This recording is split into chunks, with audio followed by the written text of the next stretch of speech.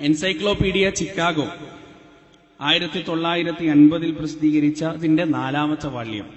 ഇതും കൂടി പറഞ്ഞിട്ട് നമുക്ക് വിഷയത്തിലേക്ക് കടക്കാം. അതില് 2 പാരഗ്രാഫ് അത് പരലോകത്തെ കുറിച്ചുള്ളതാണ്. അതായത് all the materials in the universe will explode again in another big bang, resulting in the new phase of universe resembling the present one. If the universe has not bound, the cosmological expansion will not halt, and the galaxies and stars will all die, leaving the cosmic into a cold and virtually empty. ഒരു ഒതന്റിസിറ്റിക്ക് വേണ്ടി പറഞ്ഞതാണ്. അതായത് ശാസ്ത്രം പറയുന്നത് ഈ ലോകത്തുള്ള എല്ലാ വസ്തുക്കളും ഒന്നുകൂടി പൊട്ടിത്തെറിക്കും. ആ പൊട്ടിത്തെറി എന്തിലാണ് കലാശിക്കുക? ഈ ലോകം തീരും, ഈ പ്രപഞ്ചം അവസാനിക്കും. ആ പൊട്ടിത്തെറിയുടെ ഫലമായി resulting the new phase of universe resembling the present one. ആ പൊട്ടിത്തെറിയുടെ ഫലമായി ഉണ്ടാകുന്ന പ്രത്യേകമായ അവസ്ഥയിൽ നിന്ന് നാളിതുവരെ ഞാനും നിങ്ങളും കണ്ടിട്ടും കേട്ടിട്ടും ചിന്തിച്ചിട്ടും മനസ്സിലാക്കിയിട്ടും ഇല്ലാത്ത ഒരു പുതിയ ലോകത്തിന്റെ ആവിർഭാവമുണ്ടാകും. ഏതാണ് ആ പുതിയ ലോകം എന്നറിയോ? ആ പുതിയ ലോകം ഏതാണെന്നറിയോ? സൂറത്തുൽ അബസയിലൂടെ അല്ലാഹു സുബ്ഹാനഹു വ തആല നമുക്ക് പരിചയപ്പെടുത്തി തന്ന ലോകം. യൗമ യഫിറുൽ മർഉ മിൻ അഖീഹി وأمه وأبيه وصاحبته وبنيه لكل امرئ منهم يومئذ شأن يغنيه وجوه يومئذ مسفرة ضاحكة مستبشرة ووجوه يومئذ عليها غبرة ترهقها قترة أولئك هم الكفرة الفجرة. ബന്ധങ്ങൾക്ക് വിലയില്ലാത്ത, സെന്റിമെന്റ്സുകൾക്ക് വിലയില്ലാത്ത, കണ്ണുനീരിന് വിലയില്ലാത്ത, കൂട്ടുകാരന് വിലയില്ലാത്ത, മാതാവിനെ തിരിഞ്ഞു നോക്കാത്ത, പിതാവിനെ മൈൻഡ് ചെയ്യാത്ത, കൂട്ടുകാരനെ ഇട്ടെറിഞ്ഞു പോകുന്ന മാശറാവൻ സഭയെ കുറിച്ച് സൂറത്തുൽ അബസയിലൂടെ പടച്ച തമ്പുരാൻ പറഞ്ഞു തരികയാണ്. ആ മാശറയിൽ ശുപാർശകൾക്ക് സ്ഥാനമില്ല, ആ മാശറയിൽ സെന്റിമെന്റ്സുകൾക്ക് സ്ഥാനമില്ല. അമലുകൾ കുറഞ്ഞുകൊണ്ട് നരകത്തിന്റെ പാതാളത്തിലേക്ക് വലിച്ചിഴക്കപ്പെടുന്ന ഞാൻ എന്റെ മാതാവിന്റെ അടുത്തുപോയി ഞാൻ ചോദിക്കുകയാണ്, പൊന്നുമ്മ, ഉമ്മയുടെ കയ്യിൽ ഒരുപാട് അമലുണ്ട്, ഒരുപാട് അമലിന്റെ ഒരുപാട് കൂമ്പാരമുണ്ട്. ഇതാ ഉമ്മയുടെ പൊന്നുമകനായ ഞാനിതാ നരകത്തിന്റെ പാതാളത്തിലേക്ക് ആപതിക്കാൻ പോകുകയാ. എന്താണ് ആ നരകത്തിന്റെ അവസ്ഥ? തുമ്മലാ യമൂതു ഫീഹാ വലാ യഹ്യാ. അവിടെ ജീവിതമില്ല കേട്ടോ, അവിടെ മരണമില്ല കേട്ടോ. അതിന്റെ രണ്ടിനും നടുവിലുള്ള വല്ലാത്തൊരവസ്ഥയാണ്. ദീനരോധനങ്ങൾ മാത്രം ഉയരുന്ന വല്ലാത്തൊരവസ്ഥയുള്ള നരകത്തിന്റെ പാതാളത്തിലേക്ക് പൊന്നുമ്മ, ഉമ്മയുടെ ഈ പ്രിയപ്പെട്ട മകനിതാ വലിച്ചിഴക്കപ്പെടുകയാ. ഉമ്മയൊരൊറ്റ അമല് തന്നൊന്ന് സഹായിച്ചാൽ, ഉമ്മയുടെ കിതാബുകളിൽ രേഖപ്പെടുത്തപ്പെട്ട നന്മയുടെ ഓഹരിയിൽ നിന്ന് എനിക്ക് എന്തെങ്കിലും ഒന്ന് വിട്ടുതന്നാൽ ഒരുപക്ഷെ ഞാൻ സ്വർഗത്തിലേക്ക് പോയേക്കാം ഉമ്മ, അതുകൊണ്ട് എന്നെ ഒന്ന് സഹായിക്കണേ എന്ന് പറയുന്ന സമയത്ത് എന്റെ പ്രിയപ്പെട്ട മാതാവാ ലോകത്ത് വെച്ച് എന്നോട് പറയുന്ന മറുപടി, പൊന്നുമോനെ, ഇത് പരലോകമാണടാ. ഇവിടെ ബന്ധങ്ങൾക്ക് സ്ഥാനമില്ല മോനെ, ഇവിടെ സെന്റിമെന്റ്സുകൾക്ക് സ്ഥാനമില്ല മോനെ, ഇവിടെ കണ്ണുനീരുകൾക്ക് സ്ഥാനമില്ല മോനെ, ഇവിടെ വിലപേശലുകളില്ല. 10 മാസം ഗർഭം ചുമന്ന യാതനയും വേദനയും സഹിച്ച മാതാവിന്റെ വാത്സല്യം ഈ ലോകത്തില്ല. നിനക്ക് വേണ്ടി മരുഭൂമി കടന്നുകൊണ്ട് അറബിയുടെ ആട്ടും തുപ്പലുമേറ്റ് കാലങ്ങളോളം നിനക്ക് വേണ്ടി പണിയെടുത്ത അവസാനം താടിമുടികൾ നിറച്ചുകൊണ്ട് നാട്ടിലേക്ക് തിരിച്ചു വന്ന നിന്റെ പിതാവിന്റെ വാത്സല്യത്തിന്റെ ചൂടി ലോകത്തില്ല മോനെ. നഫ്സ് നഫ്സിയാണ്, സ്വന്തം കാര്യം മാത്രമാണ്, സ്വന്തം കാര്യം മാത്രമാണ്.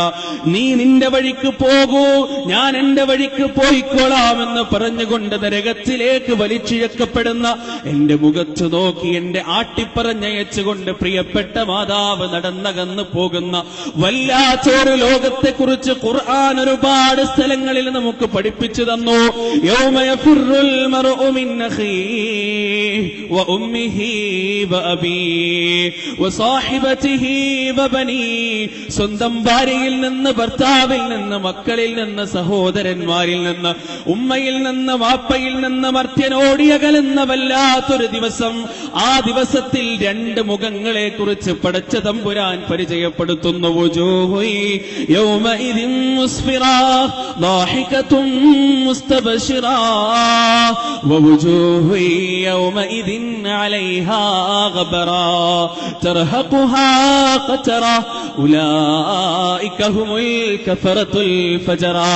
ആ മഅ്ശറാബൻ സഭയിൽ വെച്ച് ചില മുഖങ്ങളതാ പ്രകാശിക്കുകയാണ്, ചില മുഖങ്ങളതാ പുഞ്ചിരി തൂകുകയാണ്, മറ്റു മുഖങ്ങളതാ കുത്തിത്തറച്ചതുപോലെ വിഷമം കൊണ്ട്, ദുഃഖം കൊണ്ട്, കഠിനമായ വിരഹദുഃഖം സഹിക്കാൻ സാധിക്കാതെ താഴോട്ട് തല താഴ്ത്തിക്കൊണ്ട് നടക്കുകയാ.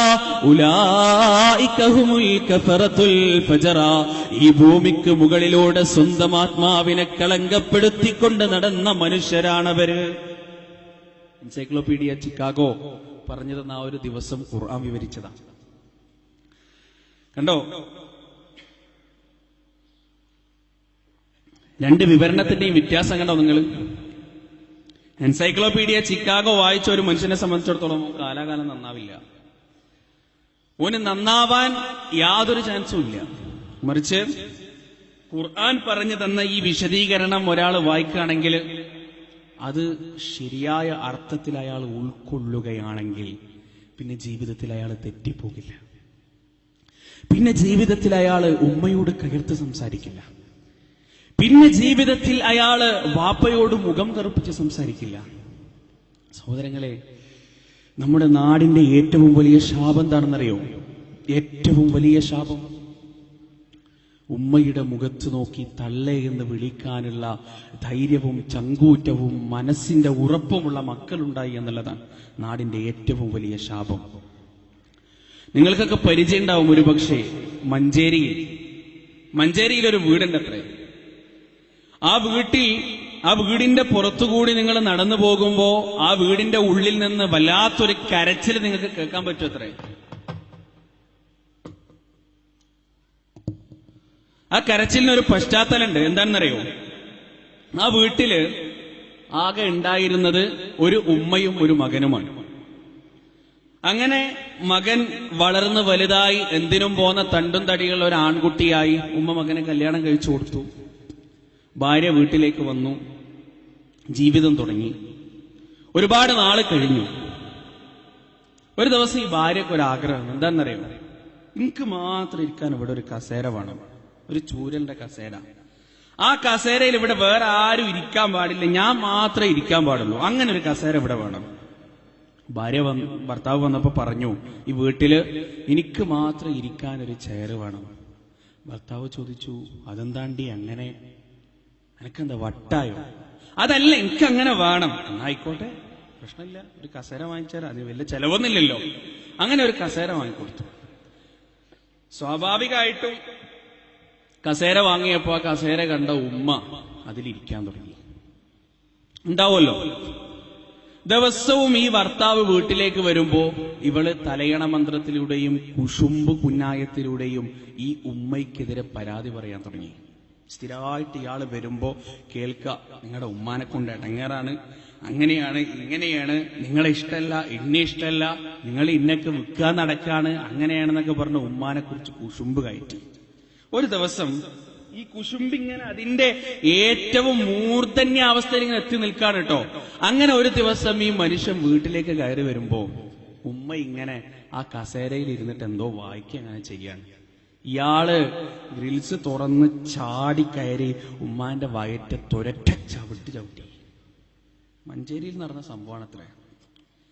ഗ്രില്ല് തുറന്ന് ചാടിക്കയറി ഉമ്മയുടെ വയറ്റത്തേക്ക് ഒരൊറ്റ ചവിട്ടി. എന്നിട്ട് ചോദിച്ചു, തള്ളേ, നിങ്ങൾക്ക് നാണല്ലേ?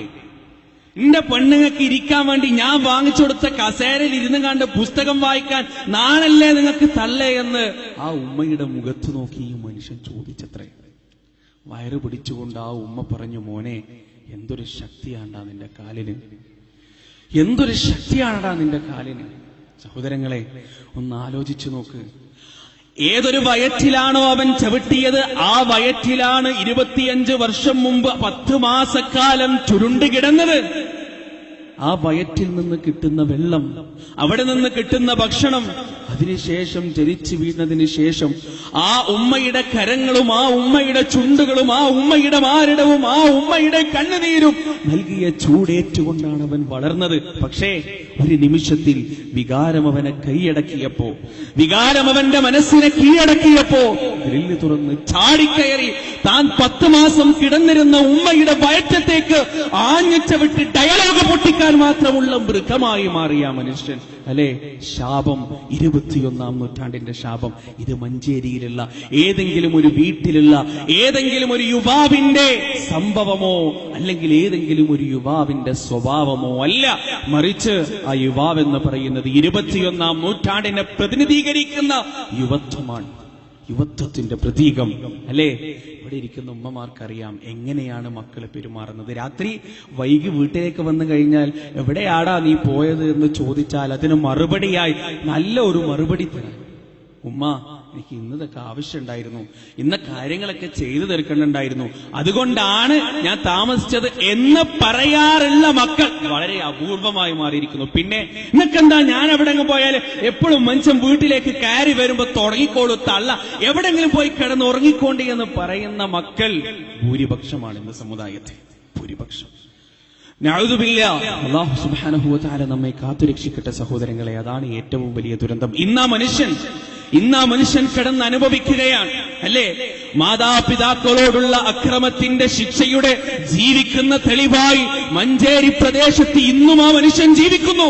എനിക്ക് ആ മനുഷ്യന്റെ വീടറിയില്ല, വ്യക്തിപരമായി അറിയില്ല, പക്ഷേ ആളുകൾ പറഞ്ഞ് ഞാൻ കേട്ടിട്ടുണ്ട്. കുറച്ച് ദിവസങ്ങൾക്ക് ശേഷം അദ്ദേഹത്തിന്റെ നഖം വെട്ടുന്ന സമയത്ത് കുറച്ചൊന്ന് കയറ്റി വെട്ടിപ്പോയി. അതൊരു പഴുപ്പായി. ആദ്യം മുട്ടിന്റെ താഴെ നിന്ന് മുറിച്ചു കളയേണ്ടി വന്നു, പിന്നെ തൊടന്റെ അവിടുന്ന് മുറിച്ചു കളയേണ്ടി വന്നു, ഡയഫ്രം വരെ പഴുപ്പെത്തി. അതിന്റെ മുകളിലോട്ട് മുറിച്ചു കളഞ്ഞാലും മനുഷ്യൻ മരിച്ചു. അതിന്റെ മുകളിലോട്ട് പഴുപ്പ് കയറി ഇന്ന് യാതനയും വേദനയും അനുഭവിച്ചു, ഒരു ക്യാൻസറിനേക്കാൾ വേദന അനുഭവിച്ചുകൊണ്ട് വീടിന്റെ 4 മതിലുകൾക്കുള്ളിൽ ആ മനുഷ്യൻ ജീവിക്കാൻ. സുബ്ഹാനല്ലാഹ്, അല്ലാഹു കാത്തുരക്ഷിക്കട്ടെ സഹോദരങ്ങളെ. അല്ലെ, ഉമ്മയോടും വാപ്പയോടും അനാവശ്യമായി പെരുമാറിയാൽ പടച്ചതമ്പുരാൻ ഈ ദുനിയാവിൽ നിന്ന് വിട്ടുപിരിയുന്നതിന്റെ മുന്നേ ശിക്ഷ തരുമെന്നതിന്റെ ജീവിക്കുന്ന തെളിവാണ് മഞ്ചേരി പ്രദേശത്ത് ഇന്നും നമുക്ക് കാണാൻ സാധിക്കുന്നത്. ഇന്ന് രാവിലെ വീട്ടിൽ നിന്ന് പുറത്തേക്ക് ഇറങ്ങി വരുമ്പോ ഉമ്മ പറഞ്ഞു, മോനെ മരുന്ന് കഴിഞ്ഞിട്ടുണ്ട്. അപ്പൊ നമ്മൾ എന്താ ചെയ്തത്? തിരിഞ്ഞു നോക്കി, താളെ വീടിന്റെ അകത്ത് പോയി ഇരുന്നോ, മരുന്ന് വാങ്ങിച്ചെന്നാ കഴിക്കൂല്ല. എന്നിട്ട് ആള് വീട്ടിൽ നിന്ന് പുറത്തിറങ്ങുമ്പോ തുടങ്ങും വെറുതെ ചെരക്കാൻ. നമുക്ക് ഒരുപാട് വിഷമുണ്ടായി. പുള്ളിത്തറ്റത്തിന്റെ അറ്റം കടിച്ചു പിടിച്ചുകൊണ്ട് വീടിന്റെ അകത്തലങ്ങളിലേക്ക് ഒരു മഹാസങ്കടത്തിന്റെ സാഗരം കടിച്ചു പിടിച്ചുകൊണ്ട് അകത്തേക്ക് പോയി. ചുക്കിച്ചുളിഞ്ഞ നിന്റെ ഉമ്മയുടെ കവിൽത്തടങ്ങളിലൂടെ ചാലിട്ടൊഴുകിയ കണ്ണുനീരിന് നിന്റെ മുന്നിൽ വിലയില്ലെങ്കിലും ഒരു നാടിനെ മുഴുവനും ചുട്ടുകരിക്കാൻ, മഹാസാഗരത്തിന്റെ കടൽ വെള്ളത്തെ മുഴുവനും മലിനീകൃതമാക്കാൻ ഇതിന് ശക്തിയുണ്ട്. അല്ലാഹുവിന്റെ പക്കൽ റിദല്ലാഹു ഫീ റിദൽ വാലിദൈൻ വസുഖ്തുല്ലാഹു ഫീ സുഖ്തുൽ വാലിദൈൻ. അല്ലാഹുവിന്റെ തൃപ്തി, അല്ലാഹുവിന്റെ പ്രീതി ചുക്കിച്ചുളിഞ്ഞ് തുളിയുള്ള, എല്ലുകൾ ശോഷിച്ചു പോയ, കണ്ണിന് കാഴ്ചയില്ലാത്ത, ചെവിക്ക് കേൾവിയില്ലാത്ത, ഇംഗ്ലീഷ് അറിയാത്ത, ഫിലോസഫി അറിയാത്ത, എക്കണോമിക്സ് അറിയാത്ത, ലോകത്തിന്റെ തുടിപ്പറിയാത്ത, ചുക്കിച്ചുളിഞ്ഞ സൗന്ദര്യമില്ലാത്ത, ശബ്ദമാധുരിയില്ലാത്ത നിന്റെ മാതാവിന്റെ കണ്ണുനീരിന് നിന്റെ മുന്നിൽ വിലയില്ലെങ്കിലും അതിന് വില ഒരു സ്ഥലത്തുണ്ട്. 7 ആകാശങ്ങൾക്ക് മുകളിലിരുന്നു കൊണ്ട് ഈ ലോകത്തിന്റെ സ്പന്ദനത്തെ നിയന്ത്രിക്കുന്ന അല്ലാഹ്, ആ റബ്ബിന്റെ മുന്നിൽ ആ ഉമ്മയുടെ കണ്ണുനീരിന് വിലയുണ്ട് എന്ന് മനസ്സിലാക്കണമെങ്കിൽ സഹോദരങ്ങളെ, നമ്മുടെ യുവാക്കളെ ഖുർആൻ ഒന്ന് വായിച്ചു നോക്കണ്ടേ?